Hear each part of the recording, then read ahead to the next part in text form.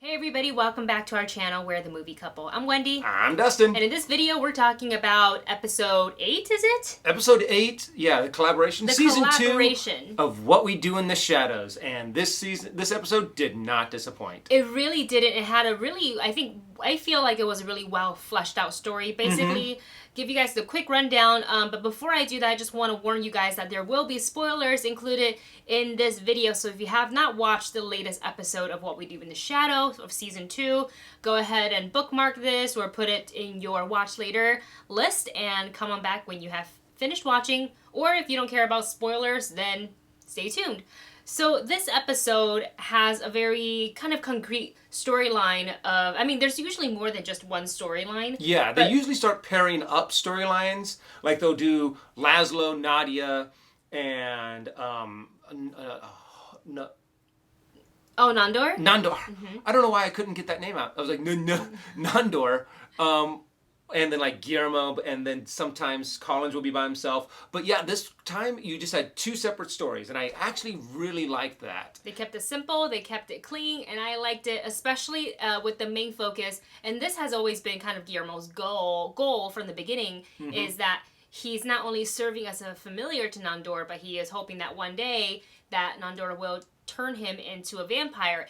And I feel like his dreams kind of came to a screeching halt when an old familiar of Nandor, who is named Benji, comes back and was after 40 years. Yep. And it was all because Nandor's like, I'm sick of you. I'm going to hypnotize you. Go away. How terrible. And then all of a sudden his memories came back after 40 years. Yeah. And he's like, what are you doing here, Benji? And it's so funny because the look on Guillermo's face was just kind of... It's kind of hard to imagine that there was another familiar before him, but at the same time, that kind of makes sense. Yeah, I mean, Nandor's been around for hundreds of if not years. Thousands of years, probably hundreds. Yeah, hundreds of years. And so, yeah, he's probably going to have had a couple familiars. And I'm wondering throughout that entire time how many he's actually turned into vampires. Because we know I one... think it's a big fat zero. It was... Well, no. Oh, no. It was Laszlo who turned Elvis, right? Yes. So... never mind. So, yeah, we don't have any proof that Nandor has ever turned anyone into a vampire. I mean, so far he's 0 for 0 because it hasn't happened to Laszlo, and maybe because he, doesn't feel like Laszlo has paid his dues. But then Guillermo has paid his dues. But if you take a look at Benji, who's been doing it for a long time, and Nandor's like, no, away with you. And I think that kind of is a little bit of a wake-up call for Guillermo and a bit of a heartbreak for him as he goes on to the familiars meeting or something like that, where, you hang out with the other familiars. It was like an AA meeting for familiars, where they just complain about things and how none of them actually have become vampires yet. And none of them ever heard of any familiars becoming vampires. Which is so sad. But then in walks Celeste, who, has all the presence of being a vampire. She's vaping blood, which I was like, that's so topical. It's so now. Thank you, What We Do in the Shadows, for kind of like taking a poke at that subject matter as well. Because she's like the trendiest of all vampires. She's very now. Like, you can tell she was like new, and I was like, okay. And no, we don't do that here. We don't do that here. Very posh, very modern. And she kind of is starting her own little coven of vampires, and Guillermo immediately was like, well, do you have any openings? She's like, sorry, I don't poach vampires. So... Familiars. She doesn't poach familiars. That's so taboo. It's so taboo. So naturally, it... kind of especially after having a conversation with Benji, seeing how the house hasn't changed, that's the same sheets, the same pillow, which was a little gross. He decides that he was going to leave Nandor and go to Celeste, which Nandor, I think, didn't see coming. Yeah. He was completely shocked, but also... Nandor's a little oblivious, too prideful, too, to really acknowledge it. So, Guillermo goes to Celeste. Well, first he got Nandor to be like, well, fine then, go.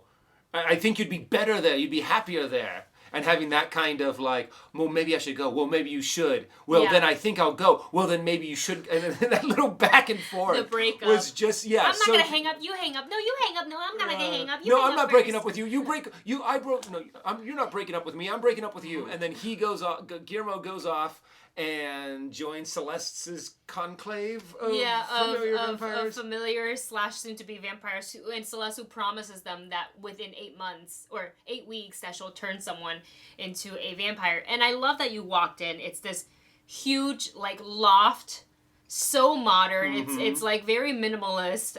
Well, not really, because there's like some big paintings and artwork. It was very modern, I guess. And I love that it was like, oh, let's go get a Shake Shack and let's have group exercises and an interpretive dance. But after a while, they realized that, hey, Celeste, you haven't turned anybody into a vampire yet, and you said that last week. And last week you said that you would do it this week. So when is it going to be? So they kind of gang up on her a little bit, and things were getting sticky. When the shit hit the fan. Yeah, pretty much. And we find out that Celeste isn't a vampire. Whoopsie. That her master, who's a 12-year-old girl, was not happy, and the whole front door, because she got locked out, boom, gets busted open, and of course everyone's like, ah! And everyone starts running around. Save Sam, take Sam and run. Guillermo takes the cat and runs off. I almost feel it was a little bit of a missed opportunity, but maybe it was good that way, that we didn't get to see Guillermo's slaying go into effect for this episode, where he could have saved a lot of the familiars. I wanted to see it. But it was such a frantic thing. I think he was just so shocked and scared that he was just like, okay, I'll leave. And it was a whole massacre. Well, he got covered in blood. Yeah, it was covered in blood. No Tide pen can take that out. On his way home, he runs into Nandor, who kind of like in his own way apologizes. Well, because he had actually tried to get Guillermo to come back, but once he saw how good everything was at Celeste's place, he was kind of like, he kind of understood, oh, I don't appreciate my familiar. It was a whole new Guillermo. He was in like a fresh outfit. That yellow cardigan looked really great on him. and he kind of served the little sass to Nandor when he came to visit. And Nandor was like, all right, I'll just let him be.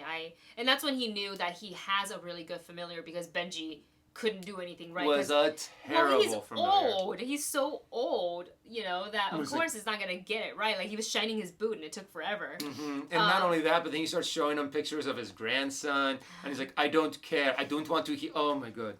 So, those two, they make up, and hopefully Guillermo gets a better deal out of all of this. Yeah, it seems like he got Nandor to promise that he will eventually turn him into a vampire. Again, vampires will outlive the humans, so and he can hypnotize. So we'll see how all that plays out. But hopefully we will start to see Guillermo getting a little bit more respect and appreciation, at least from Nandor. So that's what I'm hoping to see. But while all of this was happening, there was a completely different story with Laszlo, Nadja, and Colin, which I think is so funny. Hysterical.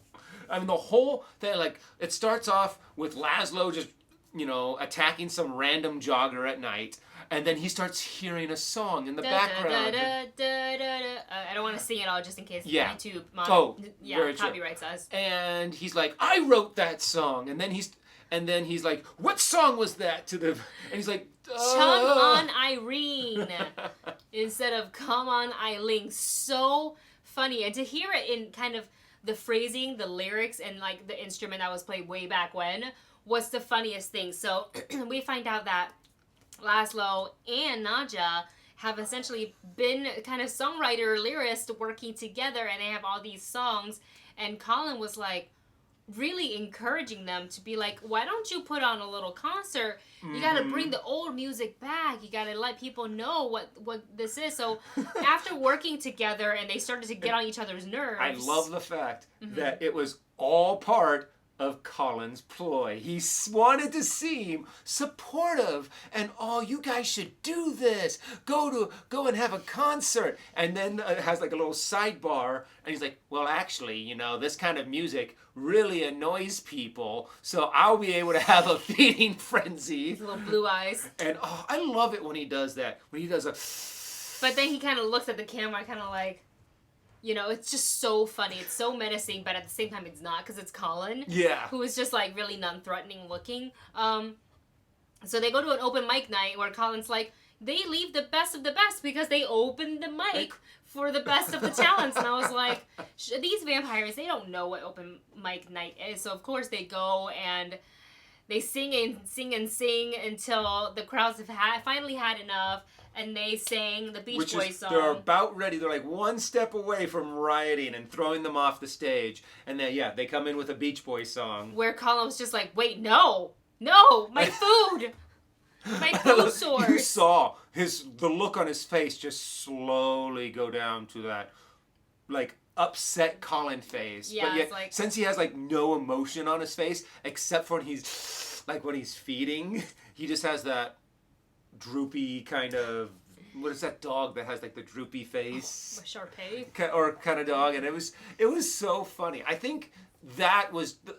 I loved that how the storyline with those three worked out to where they were kind of in their own little universe, and Colin's like, yeah, this would be just start steering. How manipulative. He's like going to be like really the mastermind behind like the final episode or something, where he's been thinking about this because no one really pays attention to him. They kind of see him as like a nuance. They're like, oh, yeah. Okay, Colin Robinson, go away. Away. He's only like his full name. Yeah, always Colin Robinson. Always Colin Robinson. That's my favorite though. This to me was honestly like a step up from the previous episode because the last episode was just a bit scattered for me, even though it was still funny and it was still good.